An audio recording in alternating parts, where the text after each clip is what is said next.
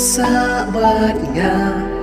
at rai kasngilana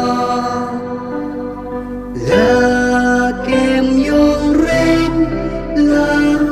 ka pertei ulo hamid jing yang ngak nyu ngating jing ma nong daki barang li tu sahabatnya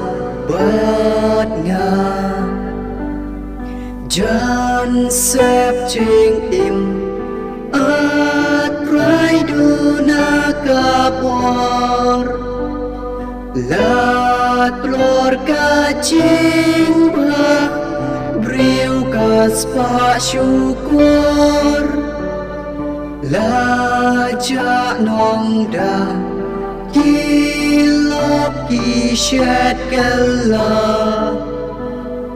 kulok bom ju kala tu sahabatnya nong shon ngam tin la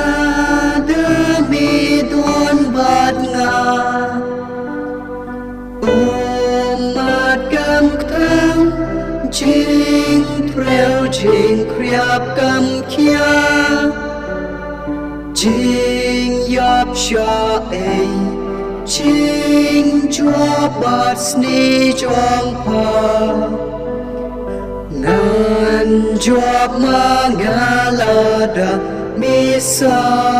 bat nga ngayai don kam ya mi haman kapor manulai dan mami bala shanpur đen chinh pen shoy bat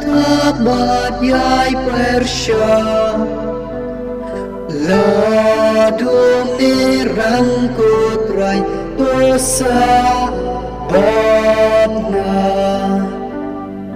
hat mir jing yap tuan pen shai jing dum tu lam lenti ding daleng bahulung na thêm ca jing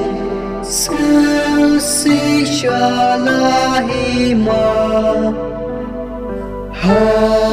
im ha ya putrai tu sahabatnya